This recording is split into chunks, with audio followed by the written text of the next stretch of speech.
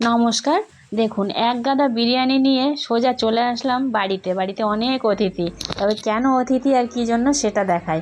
তো গিয়েছিলাম আমরা চতুর্থীর দিন ঠাকুর দেখতে দক্ষিণ কলকাতার দিকে। তো গিয়ে আগের দিন ভিডিও তো দিয়েছিলাম, দক্ষিণ কলকাতায় দুটো বড় বড় প্যান্ডেল দেখলাম। তো এটা প্রথমেই দেখাই। দেখুন, চতুর্থীর দিন আগে ভিড়টা দেখুন, মানে প্রচণ্ড ভিড়। এই যেটা হলো ত্রিধারা সম্মেলন। আর ত্রিধারা সম্মেলনতে এই যে প্যান্ডেলটা এত সুন্দর করেছে, মানে বদ্রীনাথ, যে কেদারনাথ বদ্রীনাথ বলে, সেই বদ্রীনাথের শিব সেই সেরকম আর কি ওই আদতে প্যান্ডেলটা তৈরি করেছে। তো বেশ সুন্দর লাগলো। আর সেই প্যান্ডেলের মাথায় মাথায় দেখুন, মানে সেই পাহাড়ের উপরে যেমন গাছ থাকে, তাই সেরকম নারকেল গাছগুলো কি সুন্দর সব সাজানো আছে। বেশ অরিজিনাল, কিন্তু নারকেল গাছগুলো কিভাবে দিয়েছে বুঝতেই পারলাম না, অনেকক্ষণ ধরে দেখলাম। আর ঠাকুরগুলো কি বলবো, মানে মূর্তিগুলো সেই প্রাচীন আমলের, যেমন মন্দিরে যেমন মূর্তিগুলো খোদাই করা থাকে ঠিক সেরকম মূর্তিগুলো, সব মূর্তিগুলোই ওরকম। আর প্যান্ডেলটাও তো খুব সুন্দর হয়েছে, একদম মানে দেখলে মনে হবে যেন মন্দির। তো বেশ ভালোই লাগলো। তারপর ওখান থেকে চলে আসলাম পরের একটা প্যান্ডেলে। আর প্যান্ডেল, এই দুর্গা পুজো মানেই তো চারিদিকে মানে আলো। আর এখানটায় দেখুন কি সুন্দর, যে কাশফুলের, যেমন ট্রেনে গেলে ট্রেনের পাশ দিয়ে যেমন কাশফুলের একটা বেশ সুন্দর দেখায়, সেরকমই একটা বেশ ভালো লাগলো। ওখানটায় বেশ ভিডিও মতন চলছিল চারিদিকে। উপরটায় আকাশ আর দুই পাশে কাশফুল। তো এটা হচ্ছে বালিগঞ্জ কালচারাল। এখানে প্যান্ডেলটা করেছে মানে রাজরাজাদের যেমন বাড়িগুলো হয় সেরকম, সেই আমলে মানে সেই আদতে করেছে। দেখুন উপরটা, এই যে পাশ থেকে সিঁড়ি বয়ে উঠে উপরে এরকম খুব খুব সুন্দর করা আছে। তার এই অপোজিটে ঠাকুরটা রয়েছে। দেখুন, ঠাকুর দেখতে দেখতে হঠাৎ চোখে পড়লো টোটা রায়চৌধুরী। সবাই তো টোটাদা করে চেঁচিয়ে উঠলো। তারপর দেখতে পেলাম তাই তো টোটা রায়চৌধুরী। তা ওনার অনেক সিনেমা, তারপর সিরিয়াল দেখেছি, বেশ ভালো লাগে।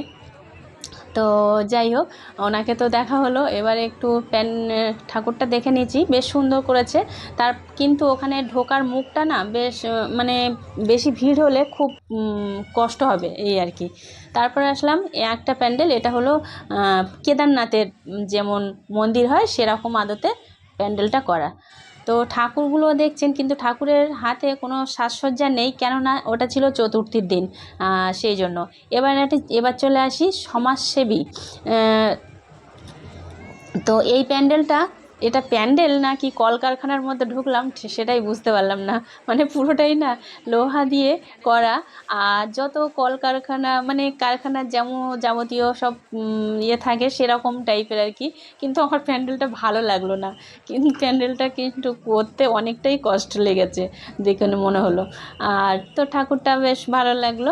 তারপরে একদম প্রাচীন আমলের মা দুর্গা সেরকমই। তারপরে চলে আসি পরের নেক্সট প্যান্ডেলটায়। এটা দেখুন, সেই কাঠের পুতুল নাচ, মানে সাঁওতালরা যেমন হাত ধরে ধরে যেমন পুতুল নাচ না, সাঁওতালরা হাত ধরে ধরে যেমন নাচে সেরকম বেশ কাঠের তৈরি করেছে। আর মানে চালিয়ে রেখেছে, বেশ ভালোই লাগছিল। ওইটা দাঁড়িয়ে দাঁড়িয়ে দেখছিলাম। তারপর মা দুর্গাকে দেখে ওখান থেকে চলে আসলাম নেক্সট প্যান্ডেলে। তো এই প্যান্ডেলটা ঢোকার মুখে অতটা ভালো লাগছিল না, কিন্তু ভিতরটা ঢুকে না চোখটা ধাঁধিয়ে গেছে। সেই মা দুর্গা পরীর মতো মা দুর্গা, আর উপরটা আকাশে যেন পরী আর পাখিরা বেশ সুন্দর আছে। আর তুলো দিয়ে, মানে বেশ তুলো যেমন হয় না, আকাশটা তুলো আর নীল নীল বেশ সুন্দর লাগছিল। আর মা দুর্গাকেও পরী করে দিয়েছে। তারপরে দেখুন কি সুন্দর, এই যে সার্কাস দেখাচ্ছে, সার্কাস বেশ বাচ্চা মেয়েটা।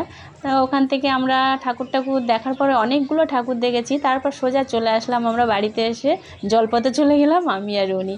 তো জলপথে কেন গেলাম, মানে ওই রেস্টুরেন্টটায় গিয়েছিলাম একটু খাবার দাবার নিতে। তো রাত তো অনেক হয়েছে, তারপরে সবাই মিলে একটু খাওয়া দাওয়া করবো, দিদি বোন সবাই ছিল, সেই জন্য অনেকটা বিরিয়ানি নিয়ে আসা হলো, এসে খাওয়া হলো।